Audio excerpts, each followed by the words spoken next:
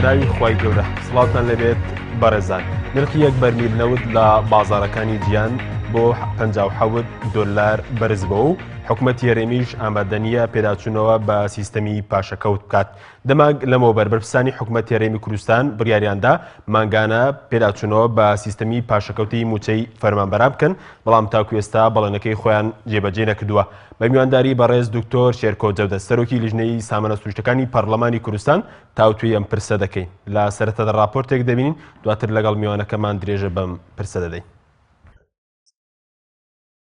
سەرەڕای بەرزبوونەوەی نرخی نەوت لە بازاڕەکانی جیهان، حکوومەتی هەرێم ئامادەنیە پێداچوونەوە بە سیستەمی پاشەکەوتی موچەی فەرمانبەران بکات. دەمانگ و 9 ڕۆژ تێپەڕەبێت بە سەر بەڵێنی بەرپرسانی حکوومەتی هەرێم بۆ پێداچوونەوە بە سیستەمی پاشەکەوت، بەڵام تاوەکو ئێستا بەڵێنەکەی خۆیان جێبەجێ نەکردووە. حکوومەتی هەرێمی کوردستان لە کۆبوونەوەی ڕۆژی 3 شوباتی 2016 واتە 313 ڕۆژ بەر لە ئێستا بە پاساوی دابەزینی نرخی نەوت بڕیاریدا سیستەمی پاشەکەوت پەیڕەو بکات.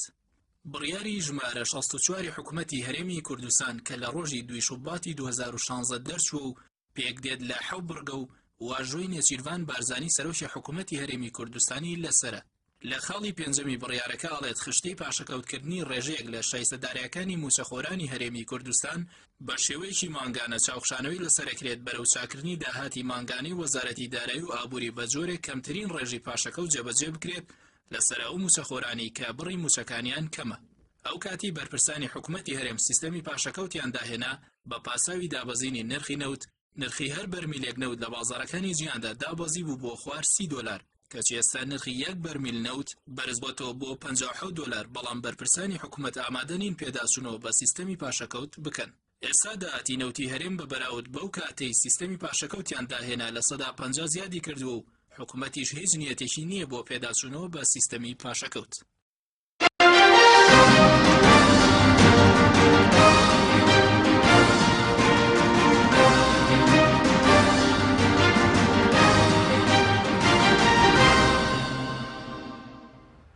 دووبارە سڵاوتان لەبێت بەڕێزان، کاکتۆر بەخێر بێن، سوپاس باوەدەبوونتان. ئەگەر سەرەتا بەر لەوەی باز لە مەسەلەی پاشەکەوت بکەین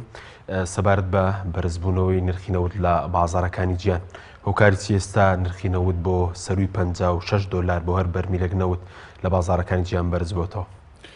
بەناوی خۆی بەخشندەوە میهرەبان، ئەتوانی بیکەی بە دوو بەشەوە وەڵامەکە. بەشێکیان ئەو هاوچێشە ئابووریانەیە کە ئۆپیک لە قۆناغی ڕابردووە یاری پێ ئەکرد، واتە بەمەبەستی کۆنتڕۆلکردنی نرخی نەوت دەسەڵاتێکی لە دەستدا لە چەند ساڵی ڕابردووە کە هەی بوو پێشتر. ئۆپیک دیارە ئەو ڕێکخراوەیە کە جیهانیە و پێشتر کە دامەزرا بۆ ئەوە دامەزرا کە بتوانێت نرخی نەوت دیاری بکە و بتوانێت ئەو وڵاتانەی کە بەتوانان لە بەرهەمهێنانی نەوت بتوانێت تەنسیقێک لە نێوانیان دروستکە بۆ دیاریکردنی نرخی نەوت. ئەم هەوڵانە لە چەند ساڵی ڕابردووە ئۆپیک چەندە سەڵاتێکی خۆی لە دەستدا نەی ئەتوانی کۆنتترۆلی نرخی نەوت بکە و بە ڕێژەی لە 170 ینی تەقدیر ئەکرا کە کۆنتترۆلی نرخی نەوت بکە، بەڵام لە چەند مانگی داهاتووە پێکهاتنێک نزیکبوونەوەیەک ڕوویدا لە نێوان ئەو وڵاتانەی کە گەورە وڵاتی بەرەمهێنی نەوتن لە جیهانە و ئەو بوو لە هەفتەی ڕابردووە ڕێککەوتن لەسەرەوەی کە نرخی یا بڵێن بەرەمهێنانی نەوت دیارە مەسلەی عەرز و تەڵەب کە چەند عەرزەکرێ لە بازار و چەند تەڵەب هەیە لەسەر نەوت،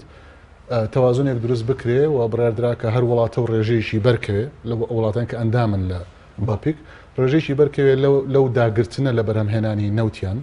دەرەنجام بتوانن نرخی نەوت کۆنتترۆل بکەن و وردە وردە بەرەو بەرزتری بەرن کە دیارە ئەوە لە بەرژەوەندی وڵاتانی ئۆپیکە. بەم شێوەیە ئۆپیک زۆرێک لە دەسەڵاتەکانی خۆی بۆ گەڕایەوە وەکو گەورەترین ڕێکخراوی جیهانی بۆ سەرپەرشتیکردنی کاروباری نەوت لە جیهانە. بەڵێ ئێستا ئەمڕۆ بەرز بوو بۆ $57، ینی بەڕای ینی ئێوە یاخود بە پێی پێشبینیوانە لە بواری وزەکارەکەن ئەگەر هەیە زیاتریش نرخی نەوت بەرز ببێتەوە؟ بەڵێ پێشبینیەکان باس لە زیاتریژەکەن،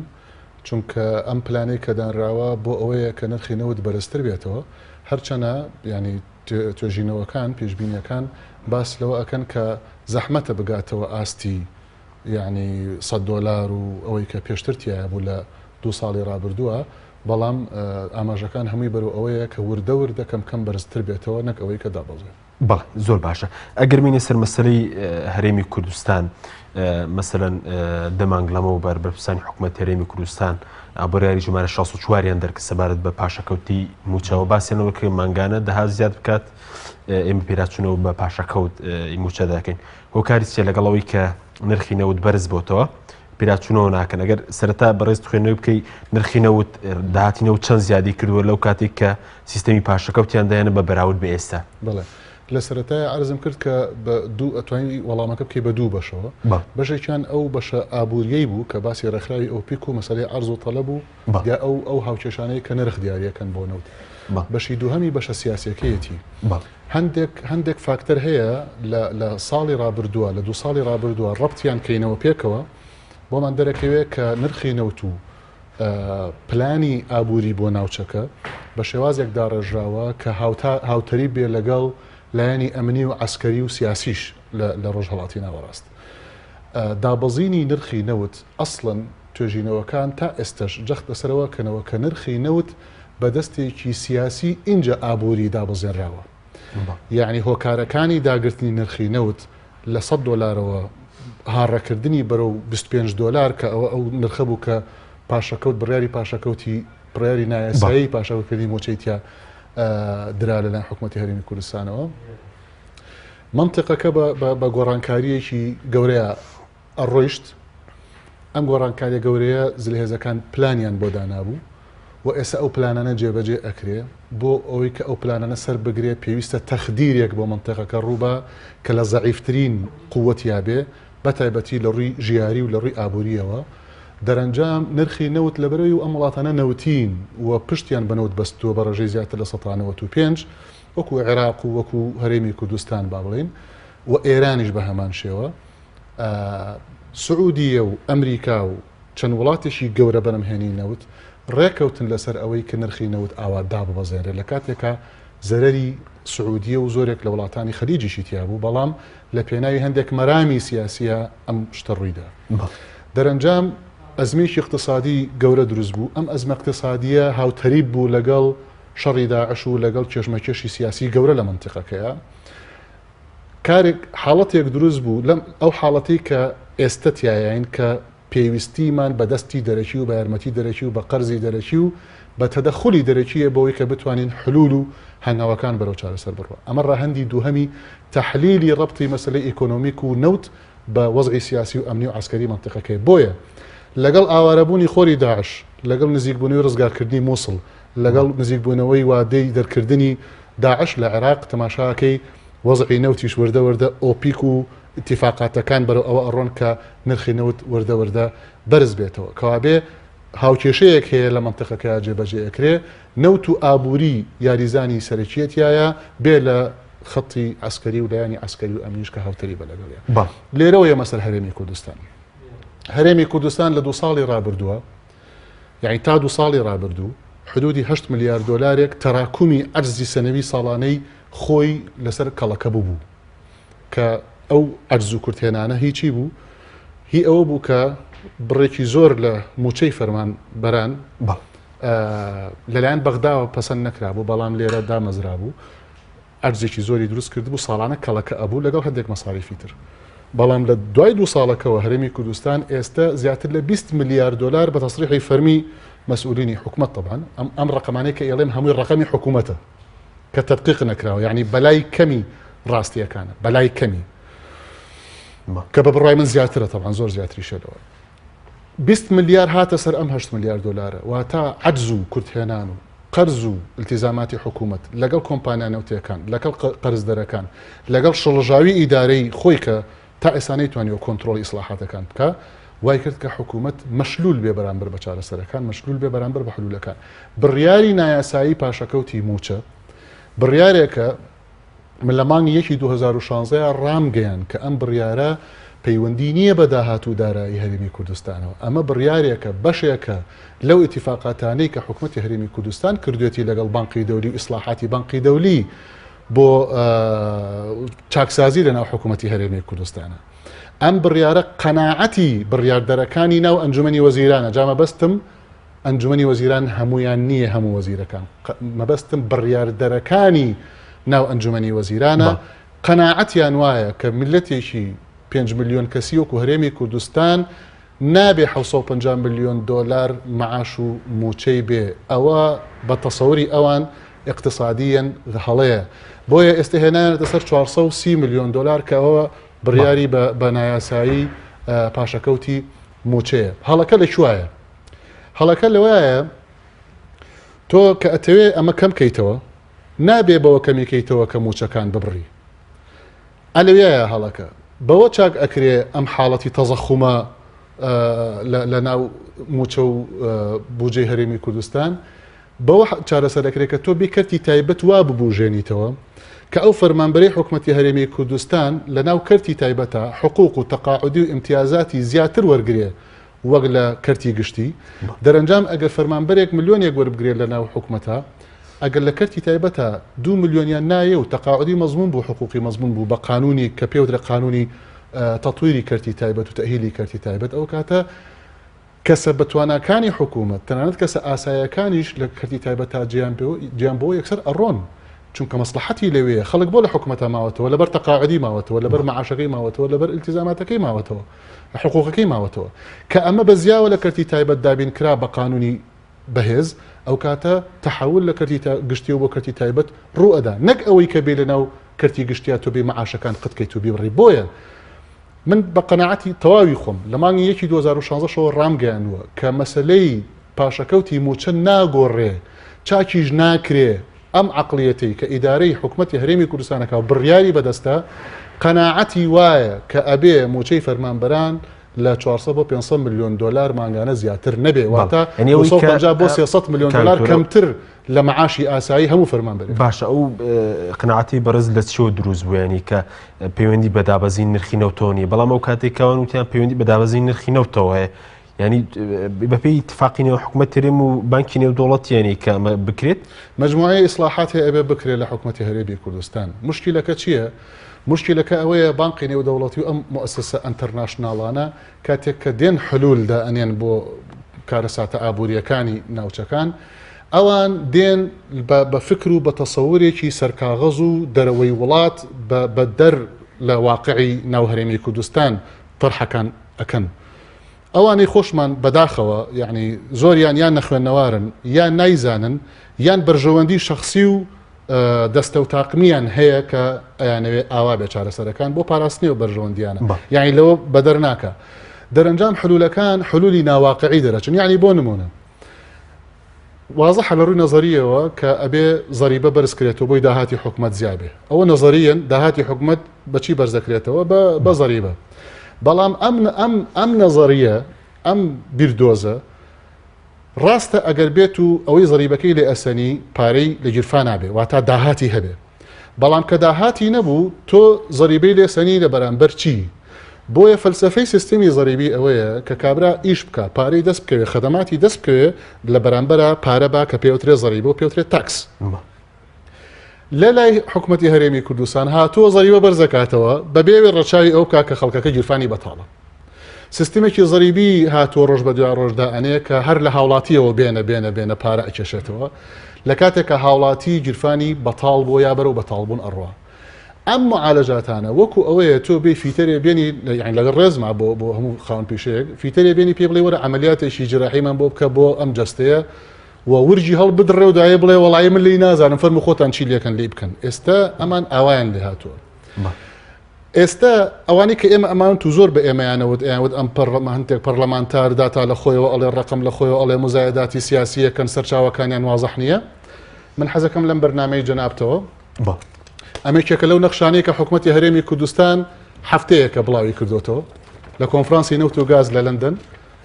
ئەم نەخشەیە باس لە بەرهەمی نەوتی هەرێمی کوردستانە کە ئەمە لە کۆمپانیاکانە وەرگیرەوە ئەمە نەخشەیەکی ترە هەر بە هەمان شێوە هی کۆمپانیایەکی متەخەسیسی تری نەوتە بە هەمان شێوە هەر باس لە بەرهەمی نەوتی هەرێمی کوردستانەکە ئەخیرن حکومەتی هەرێمی کوردستان حکومەتی هەرێمی کوردستان ئێستا ئیعلانی کرد کە داهاتمان لە ملیارێ دۆلار زیاترە مانگانە چۆن لەبەر ئەو فشارانەی کە ماوەیەکی زۆرە ئێمە ئەمان کرد و بەغداش ئەنجومەنی نێرەرانی بەغدا ئەم هەنگاوانیان زەختێکی وای دروست کرد کە ئەگەر تۆ موچەنەدەی ئاوا فشارەکان لە هەموو لایەکەوە ئیجباری حکوومەتی هەرێمی کوردستانی کردووە کۆنفرانسی نەوت و گازی شارڕای گەیاند و ئەو نەخشانەی کە کۆمپانیەکانی پشتڕاستیان کردەوە پێمان ئەڵەیە کە داهاتی حکوومەتی هەرێمی کوردستان سەر و ملیارد دۆلارێکە بەس نەوت بەڵێ بەڵام داهاتی ناوخۆ حدودی 140 ملیۆن دۆلارە بە پێی ئەوەی کە وزارتی دارایی ئەڵێ کە بەڕای من ئەوی زیاترە لەوە با بڵێن سەر و ملیارە دۆلار ئەمە تەسریحی فەرمی وەزیری سامانە سروشتەکان لە کۆنفرانسی نەوت و گازی لەندەن لە پێنجی دوانزە کرا وتی 1 ملیارد دۆلار داهاتی نەوتی کوردستان بەس بۆری داهاتی نەوت نەخێر داهاتی نەوت و غازی سروشتی لە هەرێمی کوردستانە بە داهاتی ناوخۆوە سەر و ملیارێک دۆلارە بەداهاتی ناوخۆ بەڵێ هەموو موچەی موچە خۆرانی هەرێمی کوردستان 430 ملیۆن دۆلارە کەوا بێ 570 ملیۆن دۆلار زیاتر لە موچەی فەرمانبەران دابی نەکرێت ئەم ڕقەمانە ڕقەمی من نییە ئەمە ڕقەمی کۆمپانیا نەوتیەکانە ئەمە ڕقەمی حکوومەتی هەرێمی کوردستانە ئەمە تەسریحی ئەخیری وەزیری سامانە سروشتەکانە ئەمە ڕاگەیەندراوی حکوومەتی هەرێمی کوردستانە کاتێک کە ئەڵێ باسی 300,000 بەرمیل نەوتی کەرکووک کرا لە ئەنجومەنی نوێنەرانی عێراق کە یاسای بوجە کە دەنگی لەسەر درا لە بەغدا ئەڵێ ئێمە زیاترمان دەسەکەوێت لەوەی کە یاساکە هینەکە بۆیە ئێمە زیاتر لە ملیارێکمان دەسەکەوێت ملیارێک دۆلارمان دەسەکەوێت باشە ئەی ئەو فەرقە بۆ چۆ ئەڕوا ئەو فەرقە ئەڵێ ئێمە حقوقی کۆمپانیەکان هەیە بەڵێ وایە شەراکەتەوە حقوقی کۆمپانیەکان 80 ملیۆن دۆلارە 100 ملیۆن دۆلارە ئەوە مانگانە ئەدرێتەوە بەو شەریکانەی کە تا 25 ساڵ نەوتێم هەرێمیان پێفرۆشراوە لەگەڵ حکوومەتی هەرێمی کوردستان ئەوی تری ئەڵێ ئێمە پێشتر قەرزمان کردووە لە کۆمپانیەکان پارەمان وەرگرتووە بەرامبەر بە نەوت کە بیان دەینەوە و پێوترێت بەیعی مسبق باشە بەڵام ئەمە هەر حکوومەت خۆی لە 2015 جێگری سەرۆکی حکوومەت راپۆرتی ناردۆ بۆ هەموو پەرلەمانتاران کە باس لەوەکە لە 2015 10 ملیارد دۆلاری پیا کردو حکوومەتی هەرێمی کوردستان هەر بەداتاکانی حکوومەت لەبەر ئەوە وانییە کە تۆ ئیلتیزاماتی ئەوەت ما بێت لەگەڵ کۆمپانیا نەوتیەکان باشە ئەگەر ئیلتیزاماتت ماوە بۆ نایی لە بەرامبەر خەڵکی خۆت بەڕاستی بڵێ خەڵکینە ئەوەندە ئیلتیزاماتی قەرزی کۆمپانیاکانمان لەلا ماوە لە مودەی ئەوە نەشاتەوە بێ بۆیە خەڵکە بزانێ کەی ئەمە کۆتایی پێدێت وە دەرەنجام تۆ بزانی موچەخۆران و پاشەکەوت کەی چارەسەرەکرێت بۆیە بەدڵنیاییەوە چارەسەرکردنی کێشەی موچە لە دەست ئەم ئێرادەیەی دەسەڵاتدار و بڕیاردەر لە ئەنجومەنی وەزیران کە سەرۆکی حکوومەت و جێگرەکەیەتی لەگەڵ 1-2 وەزیری تر ئەمانە کە بڕیار ئەدەن ئەمانە تەواوی قەنەعەتیان هەیە کە موچەی فەرمانبەران نابێت لەوەنە زیاتر بێتە نابێت لە 450 ملیۆن دۆلار چەندە بێوان پاش پەیوەندی بەداهاتەوەنی و دلیلیش لەسەر ڕاستی قسەکەی من کە لە مانگی 2016 ڕامگەیان ئەوەیەکەوە ئێستا لە مانگی 2016 نرخی بەرمیلی نەوت لە 25 دۆلارەوە کە لە مانگی یەکە 25 دۆلار بوو تقریبن ئێستاوا 57 دۆلارەوە تا دوو ئەوەنە موچەی موچەخۆران دەستکاری ناکرێت و ناژوترێکەی دەستکاری ئەکرێت خۆشت معادلات و هاوکێشەیە ئەتوانێت حکوومەت بێ بڵێ ئەگەر نرخی بەرمیلی نەوت ئەوەندە بوو تا ئەوەندە مانگ ئەوەنەمان دەسەکەوێت ئاوا قەرزەکەی لێ دەینەوە ئاوا دەینەوە تاین بەڵام ئەوەش ناکرێت بۆیە لێرەیە ئەبێ ئەو واقعە ڕابگەێنین و ئەبێ باسەوە بکەین حەلی ئەمە چۆنە حەلی ئەمە ئەوەیە یان ئەبێ ئەم بڕیاردرانی ئەنجومەنی وەزیران بێنە سەر ئەو نەهجەی بێنە سەر ئەو تەسەووری کە ئەم عەمەلیاتە ئاوا ناکرێت تۆ بێ لە مەعاشی فەرمانبەران ببڕی ئەبێ بێ کەرتی تایبەت بە قووەتکەی بۆی کە کەرتی تایبەت ئیستیعابی ئەو فەرمانبەرانە بکە و مەساڵحیان لەوێ پارێزراو بێ یان ئەبێم حکوومەتە هەڵوەشێتەوە بەڕاستی کابینەیەکی تر بێتە پێشەوە ئەم کابینەیە تر بتوانێت دەبری یعنی ئێستا ئەم پاشەکەوتە هەموو مانگێک ئیلتیزاماتی فەرمانبەران بەرامبەر بە حکوومەتی هەرێمی کوردستان 500 عەفوەن لە 430ەوە هەتاوەکو 750 یعنی 320 ملیۆن دۆلار هەموو مانگێک قەرزی فەرمانبەر لای حکوومەتی هەرێمی کوردستان ئەمە کاڵەکە ئەبێ یعنی تا ئێستا گەیشتۆتە نزیکەی 3 ملیارد دۆلار 3 ملیارد دلاری فەرمانبەرە حکوومەت قەرزدارە بەڵێ ئەوەی کە هی حەقی فەرمانبەرە و حکوومەت بەو قەرارە نایاسایی لەلای خۆی هەشتێتی 3 ملیارد دلار بەڵێ حسابی کە 12 مانگە 320 ملیۆن دۆلاری سەر و 3 ملیارد دۆلاریشەکە کەوابێ ئەم ئیلتیزاماتە تاکەی ئەم نەزیفە تاکەی هەموو مانگێ 320 میلیۆن دلار التزامی فەرمانبەر لەلای قەرزی فەرمانبەر لەلای حکوومەت بێ پارەی فەرمانبەر لەلای حکوومەت بێ تاکەی ئەم تاکەیە دیار نییە نهایەتەکەی و ئەوەش دلیلە لەسەرەوەی کە ئەم قەرارێکی شڵەژا و سەقەتە سەر لەبەری بۆ چونکە نهایەتەکەشی دیار نییە ئایا دواتر چۆن چارەسەریەکەی حکوومەت دێت ئەڵێ خەڵکینە من پارەکەتان نایەمەوە یان ئەڵێ بۆیە حتا تەسریحاتەکانیشیان سیاسیانێ مەسەرەن ئەڵێ لە کاتێکا وەزعی ئابووریمان باش بۆەوە چاوخشانەوە دەکەین بە سیستمی موچەیە هەردوو مستەڵەحەکە سیاسیانێ وەزعی ئابووری باش بێتەوە ئابووری ناسەکان باش ئەزانن کاتێک کە پێوترێ وەزعی ئابووری باش بێتەوە چەند قورسە ئەوە چەند وەختی ئەوێ يعني ئەوە لە ڕووی علمیەوە وەزعی ئابووری باش بێتەوە بەمانەیە ئەوەی کە وضع استقراری ئابووری مەسلەی تەزەخم مەسلەی موچە و استحقاقاتی فەرمانبەران مەسلەی گەشە پێدانی ئابووری مەسلەی ئیستیسمارات مەسلەی حرەکەی بەنکی ئەمانە هەمووی ڕەهەندی گەشە پێدانی ئابوورین ئەمانەت کەی چاکە بێتەوە ئەمە زۆری ئەوێ لەبەرەوە کەی وەزع اقتصادیمان باش بێتەوە ئەو مستەڵەحێکی مەطاطیە دوو ئەڵێ چاوخشانەوە ئەکەین ناڵێکینەوە وەکو خۆی لەکەینەوە چاوخشانەوە کە چییە لەوانەیە دینارێ لەم لا کەم کا دینارێ لەولا زیاب کا ئەوە ناوانێ چاوخشانەوە باشە جەنابەت پێ دوایە قەت موچەی خەڵکی کوردستان وەکو پێشتر لێ نایەتەوە بەم ئێرادەیە و بەم ئیدارەیە و بەم ئێرادەیە کە قرار ئەدا لە ئەنجومەنی وەزیران ئەو سێ چوار بەڕێزەی کە قرار ئەدەن لە ئەنجومەنی وەزیران سەرۆکی حکوومەت جێگرەکەی لەگەڵ یەک دوو وەزیری ترا ئەو یەک دوو وەزیرە لە وەزیری سامانە سروشتەکان وەزیری سامانە سروشتەکان یەکێکە لەوانە و سکرتێری ئەنجومەنی وەزیرانش ئەویش هەر لەگەڵیانایە لە ڕووی قانونیەوە بڵێن شتە قانونەکانیان بۆ ڕێگەخا چونکە قرار لە ئەنجومەنی وەزیرانە بەدەستە جەمعی ئەنجومەنی وەزیران نییە ئەوە معلومەیە کە زۆر مهمە هەموو کەسێ بیزانێ یعنی بە گروپە بە گروپی اختصاصیە با بڵێن ئەم گروپە تایبەتە بە بڕیاری دارایی و ئابووری و نەوتوگاز و لیژنەی نەوتوگازیش طبعا هەر پێکاتوە لەوان لیژنەی باڵای نەوتوگاز هەتا ئەم اتفاق و ئەم بڕیارە لەوێ هەبێ موچەی فەرمانبەران چاک نابێ بە قەناعەتی من وەکو خۆی لێ نایەتەوە بە قەناعەتی من و پەیوەندی بە داهات و بە ئەو جۆرە شتانەوە نییە پەیوەندی بەوە شەو نییە کە حکوومەت فەقیرە دەوڵەمەنە پەیوەندی بەوە هەیە کە ئەمە یەکێکە لەو بڕیارانەی کە پێیان وایە ڕاستە بەڵام خۆی بڕیارێکی هەڵەیە و چەند ئیسلاحاتی تر کە بەتەمان بیکەن یەکێک لەوانە مەسلەی سوتەمەنی کارەبا ئێستا حکوومەتی هەرێمی کوردستان بڕیاری داوە لە ڕێی بە وەزیری کارێباوە لە ڕێی کاگاشتیەوە بڕیاری داوە بەوەی کە دەعمی سوتەمەنی بۆ کارەبا نەهێڵە یعنی حکوومەت ئیتر پارە سەرف نەکا بۆ ئەوەی کە سوتەمەنی دابین کا بۆ کەرتی کارەبا بۆ لەبەرەوەی کە ساڵانە 3 ملیار دلاری سەرفە کرد بۆ ئەو سوتەمەنیانە ئەمە زیانی چی ئێستا ئەوێ کەم کاتەوە تەڵان زیانەکەی ئەوەیە کە کارەبا کەمە بێتەوە چونکە سوتەمەنی بۆ وێزگەکان دابین نابێت کە سوتەمەنی بۆ وێزگەکان دابین نابێت وێزەکانیش کارەبا کەم بەرهێنن دەرەنجام هاوڵاتی کارەبای کەم بەرەکەوێت ئەم جۆرە ئیسلاحاتانە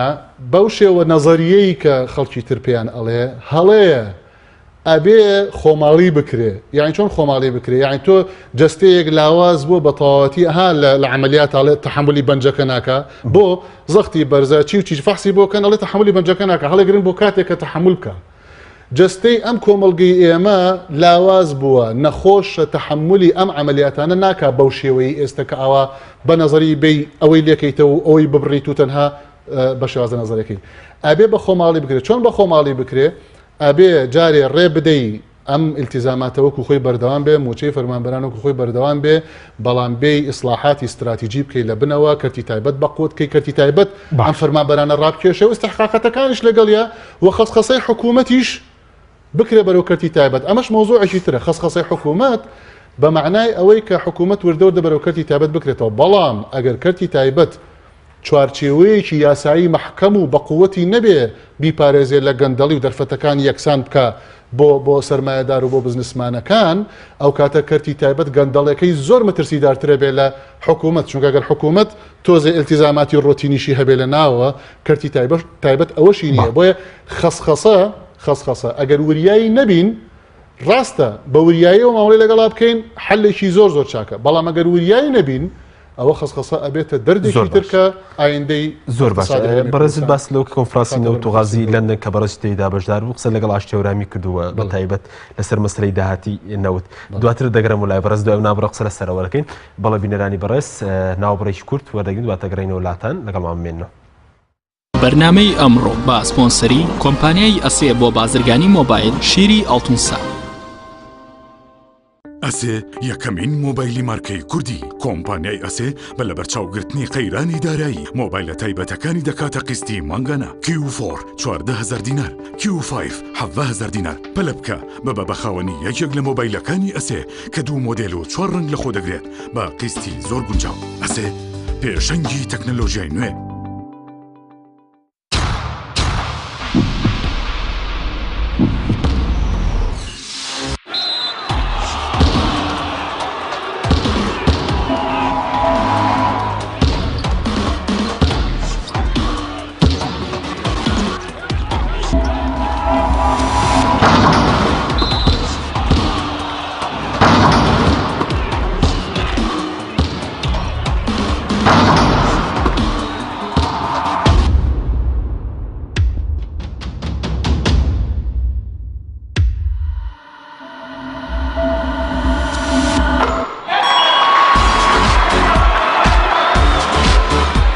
سەرکەوتنە گەورەیە تەنها شیری وشکی ئەڵتونسای تەمێکی ڕاستەقینە و 100% سروشتی نۆشی کەو هەمیشە بە بەهێزی بمێنەرەوە. کاتر نییە بچیتە بازار بۆ کڕنی پێداویستی ئەلکترۆنیەکان وەک هەمیشە کۆمپانیای ئەسێ خزمەتگوزاری نوێی بۆ ئامادەکردوون. ئێستا دەتوانیت لە ڕێگەی ئینتەرنێتەوە سەرجەم ئامرەکانی کۆمپانیای ئەسێ بکڕی و هەموو جۆرە کارتێکی موبایل و ئینتەرنێت بەدەست بخەیت. ئێمە بۆتان دەگەێنینە ماڵ و شوێنی کارەکانتان. لە ڕێگای کارتی ئەسێەوە ئەبیتە بەشداربووی سەرەکی ئەم خزمەتگوزاریە. لە $25 زیاتر پێداویستی بکڕە و کرێ گواستنەوەکەت لەسەر کۆمپانیا دەبێت. ئەسێ پێشەنگی تەکنەلۆژیای نوێ.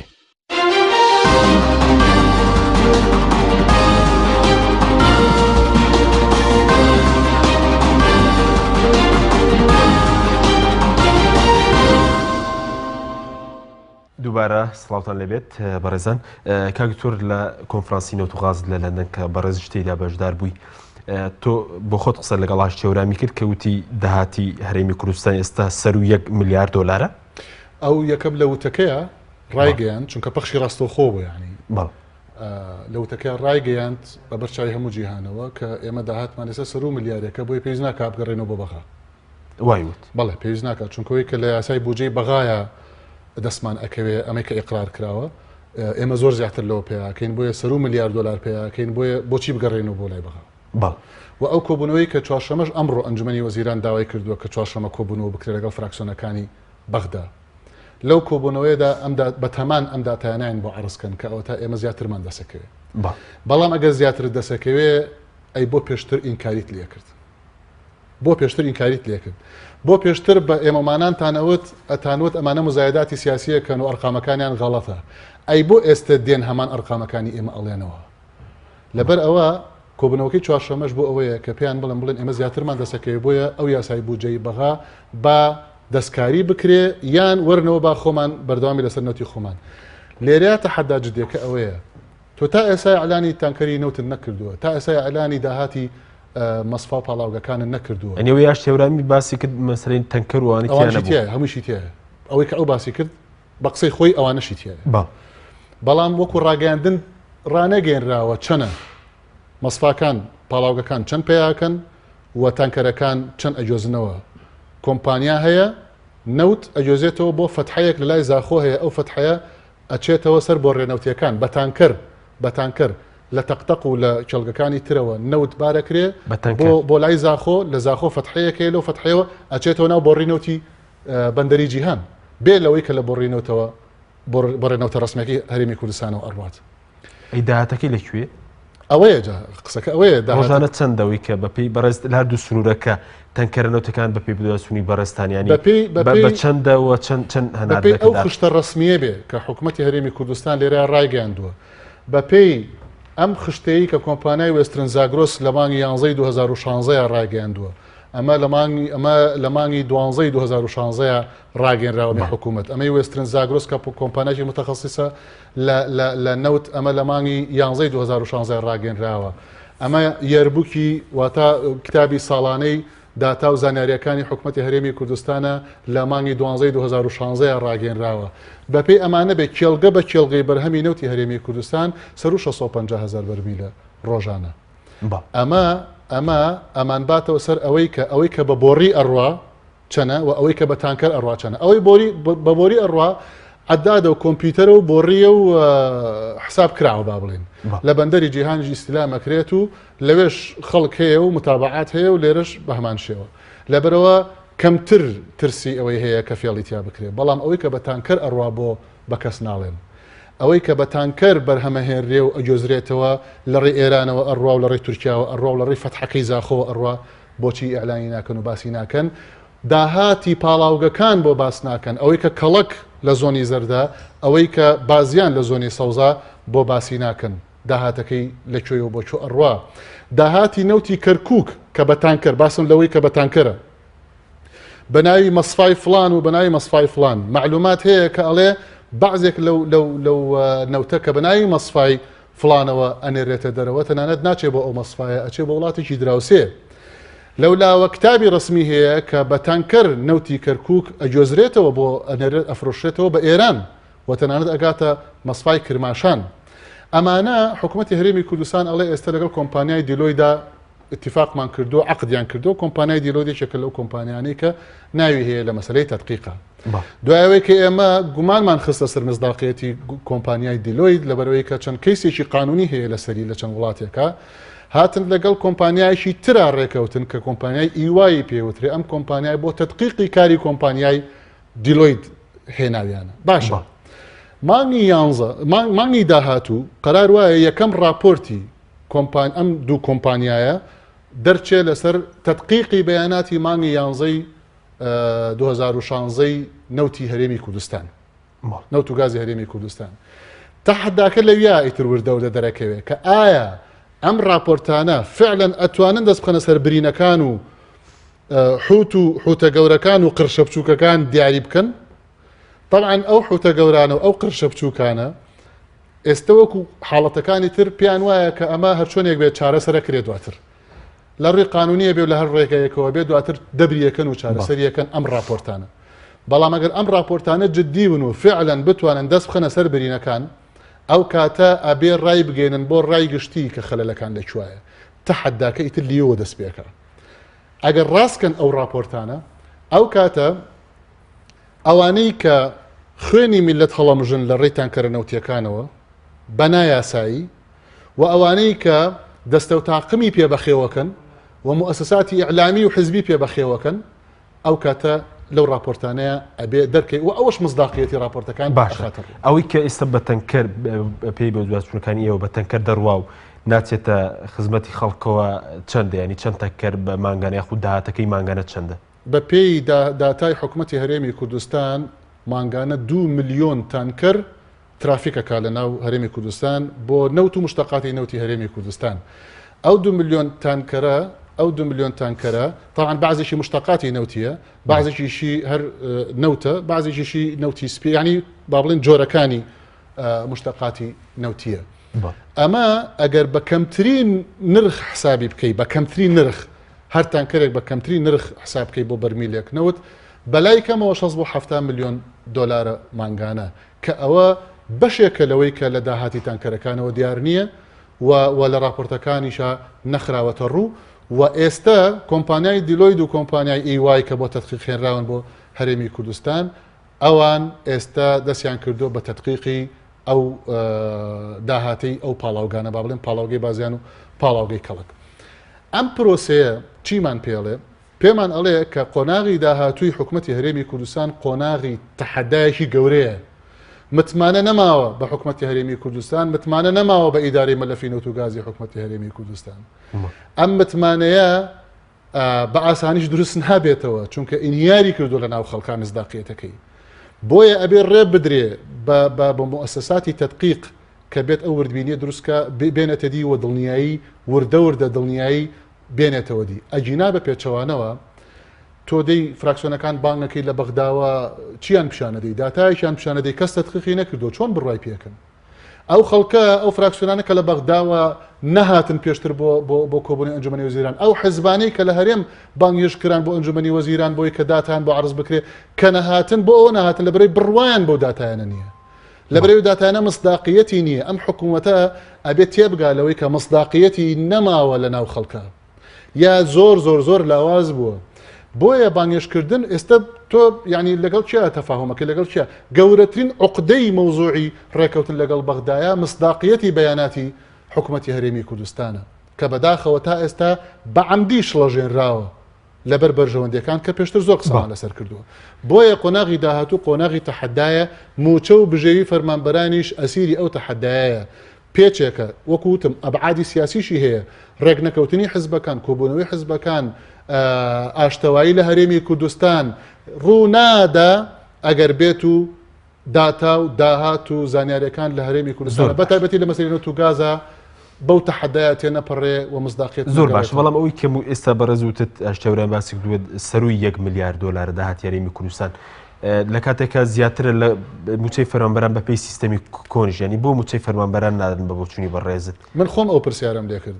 لە ئاشتەورامی بەڵێ لە کۆفرانسەکە بەهەر لەبەر چاوی خەڵکا و بەتایبەتیش ینی خۆشی چاوی لێمان ئێستا ئەزانێ ئەو وەڵامی دامەوە وتی لەبەرەوەی کە التیزامی شەراکەتی کۆمپانیاکانمان لەسەر ئێوتمان باشەوە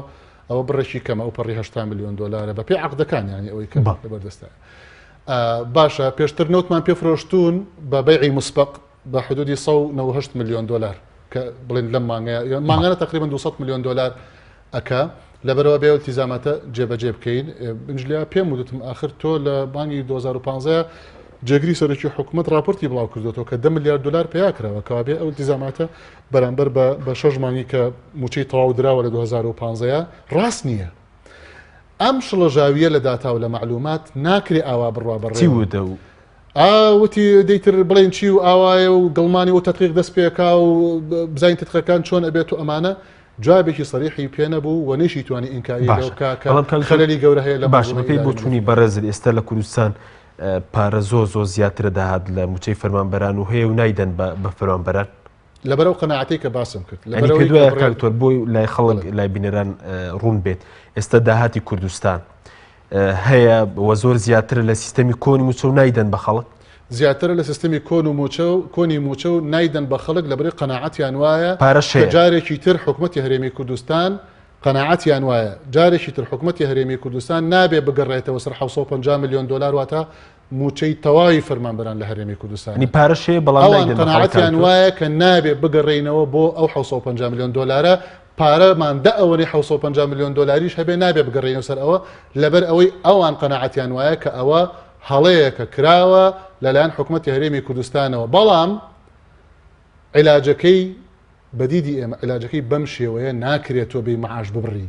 عیلاجەکەی بەو شێوەیە کە دەکەوتم خەسخەسە و کەرتی تایبەت لە ئیطارێکی قانونی محکەمە کەرتی تایبەت ئیستیعابی ئەم تااقاتانەی کردی گشتی بکە و دەرەنجام تەحول ڕڵامی سەبڵی وەکو پارە هەیە بەس نایدن بە فەرمانبەر ئێستا پارە هەیە بەڵێ نایدن بە فەرمانبەر لەبەر قەناعەتیان وایە کە ئەو پارانە قەناعەتیان وایە کە موچەخۆرانی هەرێمی کوردستان زۆر باشە نابێت لەو بڕێی کە ئێستا پاشەکەوتە لەو نەزیک زۆر باشە سەبارەت بە مەسەلەی داهاتینەوە زۆتر بە باز کە داهاتینەوت بۆ بەشێک لە حیزبەکان دەڕوات ینی پێ دوای ئێستا چێنە و حیزبانەی کە سوودمەندی یەکەم لە داهاتینەوت بەپێی بەراستچوونەکانی سڵات چەندی بۆ من داهاتینەوت بۆ حیزە دەڕوات ئەزانی چۆنە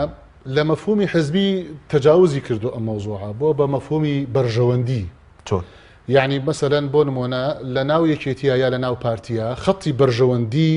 گەورە دروست بووە کە داهاتی نەوت بڕێکی بەکار ئەهێنێ بۆ خۆی کە تەنانەت حتا منافەسەی کۆمپانیاکان بۆ وەرگرتنی عقود بەکار ئەهێنێ لە بەرەوەی کە مەسە بڕارێکی داوە کە ئەڵێ وەزارەتی سامانە سوشتەکان بۆ هەیە ئیحالەی مەشاریع بکار ڕاستەوە خۆ بۆ هەر کۆمپانیایەک بێوێت کە ئەو خۆی لەخۆیان لە ڕووی قانونیەوە ڕێگە لە منافەسە ئەگرێ بەڵام لە ڕووی ئیجرائیەوە ئەنجومەنی وەزیران ئەو بڕیاری دەرکردووە بۆیە بەڵێ تەنانەت بەنەوتی کەرکووکیشەوە بەنەوتی کەرکووکیشەوە وە تەحەداکەم ئەگەر مەسئولینی نەوتی کەرکووک مەسئولینی کەرکووک ئەگەر ئەیانەوێ ڕەدم بنەوە با بێن تەصفیەی حساباتی تانکەرەکان بکەن ئەو تەنکەرانەی کە نەوتی کەرکووک ئەجۆزنەوە بۆ مەسفای قودس و بۆ مەسفایەکی ترکە بێمۆڵەتە لە هەرێمی کوردستان نزیکە لێیانەوە و بۆ ئەوەی کە ئەفرۆشێتەوە بە ئێران با من لێرەوە تەحەدایانەکەم با ئەوان بێن ئەو نەوتەی تانکەر هی تانکەر ئەڵێم هی بۆڕی ناڵێم نەوتی ئاوانە و بای حەسەن و چێلگە نەوتەکانی کەرکووک کە لە ڕێی بۆڕی نەوتی هەرێمی کوردستانەوە ئەڕوا ئەوە بە عەداد و ئەوە بە سیستمی کۆمپیوتەری حسابەکرێ بەڵام ئەو نەوتەی کە بە تانکەر ئەگوازرێتەوە با بێن بیخەنە بەرچاوی خەڵک بڵێن ئێمە ئاوا ئەم نەوتە بەرهەمێنین و ئاوا ئەگوێزینەوە بەتان کرد ئاوا فرۆشتومانە ئەوە نەما لێ دەستکەوتووە ئاواش سەرفمان کردووە ئەوە نادیارە من بە تەحەداوە ئێڵێم و ئەوە کەرکووکیەکان و خەڵکی کەرکووک و بڕیاردەرەکانی کەرکووک ئەبێ لێپرسراو یەکێتی لێبەرپرسیارە لەم نادیاریە من لەگەڵ ئەویان نیم تەعمیمی حزبی بکەین یعنی بڵین هەموو یەکێتی خراپە بڵێن هەموو پارتی خراپە و یا بڵێن هەموو یەکگرت و خراپە ئێمە ئەبێت دەستنیشانی هەڵەکان بکەین لەو دەستە و تاقمەی کە یاری بە مقدرات و بەداهاتی وڵاتەکە لە پێناوی بەرژەوەندی خۆیان زۆر باش ئێستا بەرپرسەکانی ئەوەی کە بەرز مەسەرەن خەتێک لە ناو پارتی خەتێک لە ناویکێتی کامیان زیاتر سوودمەند بوونە لە مەسەرەی نەوت بە بۆچوونی بەڕێز ئاحتیما دەکاتە سەر ئەوەی کە کامیان کۆنتترۆلی زیاتری هەیە لەسەر چی مەسەرم بۆ نمونە چێلگەی عینزالە ئێستا چێلگەی عینزالە یەکێکە لەو چێلگانەی کە تا ئێستا عدادی لەسەر نییە بژمێری لەسەر نییە بژمێر کە لەکوێ و کێلگێ نزیکە لە مووسڵەوە لە بینی مووسڵ و دهۆک و منطقی مووسڵ و دهۆک و زاخۆێ ئەم چێلگەی عینزالەیە ئەوە فریە یعنی هیچ عداد و بژمێرێکی لەسەر نییە لەم لاوە نەوتی کەرکووک لەو لاوە پاڵاوگەی بازیان لەو لاوە پاڵاوگەی کەڵک حساباتی لە لای خەڵکو لە لای مدەقیق و مؤسساتی تدقیق ینی بۆ منە دیار نییە لەوێ بەرپرسێک و لەوێش بەرپرسێک نەوتەکە دەبات بەڵێ وازەحە نەک یەک بەرپرس یەک تیم ئەمە پێوترە فەسادی منەظەم ئەوەی عینزالە بۆ منە لە ئاسی باڵادایە و بەرپرسانە ئەوەی کە لە چه ئاستێکایە تا ئێستا بەناو من لەلام دۆکیۆمنتم لەلانیە بەناو پشت ڕاستی بکاتەوە چونکە ئێمە پەرلەمانتارین ئەبێ بە دۆکیۆمنت قسە بکەین ئەبێ بە کۆنکرێتی قسە بکەین بەڵام بە دڵنیاییەوە کە نادیار بوو کە تدقیق نەکرا کە شارایەوە معنایەوەیە مخالفەی قانونی ئەوە لەبەرەوە بەسەر پێچیدان هەم ئەوەی عینزالە بەڕێز لە سنووری مووسڵ باس کرد کە کۆمەڵێک بەرپرس نەوتەکە دەبن و نایەتەوە داهاتی گشتی ئەوەی کەرکووش بەتەنکەر ینی پێشبینی دەکرێت داهاتەکەی چەند بیت ئەوەیە کێ داهاتەکەی چەند بەوەی کە دەیبن وەکو عەرزم کرد ئەو 2 ملیۆن تانکەرە کە هاتوچۆوەکە لە نێوان هەرێمی کوردستان بۆ مشتەقاتی نەوتی و بۆ گواستنەوەی نەوتی غەیری بۆڕی نەوت ئەو 2 ملیۆن تانکەرە ئەگەر بە کەمترین نرخ حسابی بکەی بەرمیلی نەوت بۆیان حدودی 6 بۆ 7 ملیۆن دلارە ئەگەر دابەشی دووشی بکەی واتە هەرێکانێکی 30 ملیۆن دلاری بەرەکەی مانگانە 30 ملیۆن دلار بەس بەرپرسێ ئێستا لە کوردستان کاکتۆر بیری نەوتی تایبەتیە بێت ینی ئەوە ئەبێت طبعاً بە بەڵگە بسەرمێرێ بەشکیلەی ئێمە لەگەڵ بەڵگەیە هەیە بەرپرس ئێوە 20 ئێمە بەڕۆڕی فەسادی منەظەم بووینەتەوە فەسادی منەظەم یعنی تیم ئەیکا بعضێک جار تەقنینی بۆ کراوە بعضێک جار ڕێخۆشکەری ئیداری بۆ کراوە یعنی چۆن کۆمپانیایەکی نەوتی خۆماڵی ئەتوانێ 500 کارمەند لەسەر حسابی موچەخۆرانی هەرێمی کوردستان لەسەر حسابی حکوومەتی هەرێمی کوردستان دابمەزرێنێ مەعاش لە حکوومەت وەربگرێ و کار بۆ کۆمپانیای خۆماڵی نەوت بکات لە هەرێمی کوردستانە چۆن شتیوا ئەبێت ئێستاوە هەیە بەڵێ حتا لەم ئەخیرا ئیزنیشیان نان فەسڵیان کردن لەوێ بۆ لەبەرەوەی ئەوان مۆزەفی حکوومەتن لە شوێنێکەوە مەعاش وەرەگرن لەو کۆمپانیا نەوتیەش مەعاش وەرەگرن لە هەردووشی حکوومیە یعنی هەردووشی مەعاشەکان حکوومیە بۆیە زۆرێکیان فەسڵکردن ئێستا لەو کۆمپانیا نەوتیانە ئەمانە پێوترە فەسادی منەظەم بەرەو ڕووبوونەوەی فەسادی منەظەم بەدەستهێنانی بەڵگە قورسەکە بۆیە کە قسەی کۆنکرێتی بکرێ پێویستی بە بەڵگەیە ئەو جۆرە ناوهێنانانەش بۆی کە بیری نەوتی فڵان بە ناوی کێوەیە منە بەرپرسێ بیستمانە بەڵام من حەزەکەم دایم قسەی کۆنکرێتی بکەم حەز ناکەم تەنها ینی لە چ سنوورێک بەرپرسێک بیرە نەوتی هەیە دەستی بە سەراگتەوە بۆ نمونە وەکو وتم من حەزەکەم قسەی کۆنکرێتی بکەم بەڵام ئەوەی کە دڵنیام لێی ئەوەیە کە ئیدارەکردنی مەلەفی نەوت و گاز و بیرە نەوتیەکان لە هەرێمی کوردستانە ئیدارێکی شڵەژاوە و ئەوە گلەی ئێستا بۆ نمونە تۆ دڵنیا لەوەی سەدا چەندی داهاتی نەوت ناچێتە خزمەتی خەڵکەوە چەند دەدەزرێ بۆ نمونە ئەوەیان بە دەقیقی ئاسانی حسابکردنی چونکە ئەسڵەن ئێمە ئەوە وەکوتم هەمووی چەند ڕۆژێکە حکوومەت ئیعترافی کردو بۆی کە زیاتر لە ملیارێک دلاردا هاتێتی مانگانە پێشتر ئینکاریە کردیانی ئێمەش هەرچۆنێک بۆ چێلگە بە چێلگە ئەو ڕاوڕاوێنەمان کردووە کە بزانین چێلگە نەوتەکان بەرهەمیان چەنە دەرەنجام ئەخیرن هاتەوە سەر قسەکەی ئێمە و ئێستا ڕایگشتی ئیتر لەسەر قسەکانی ئێمە ئەڕوا کە 2 ساڵە ئێڵێن و ئێستش حکوومەتی هەرێمی کوردستان ناچار خستی ڕوو بەس شتێکی نزیکەیش نییە بۆ نمونە چەند بۆ حیزب بڕوات ینی حیزبانە ئێستا بۆ نمونە بەڕێز پێشوتت کەناڵی ئاسمانی من لە باوەڕیانیم تەنانەت ئەوانش هەموو ئەو گەندەڵەیەکە یەکەن بۆ حزب بێ زۆریشی بۆ بەرژەوەندی تەسکی خۆیانە زۆریشی بۆ یعنی هەڵتۆقینی چەند کەسێک لە ماوەی چەند ساڵێکە بۆ بوون بە ملیاردێر ئەمە چی ناو ئەنەی ئەمە ناوی ئەنانێتی شخصی ئەنەی ئەمە ناوی ئەنەی کە گروپێک لە عەسابە و لە مافیا دروست بووە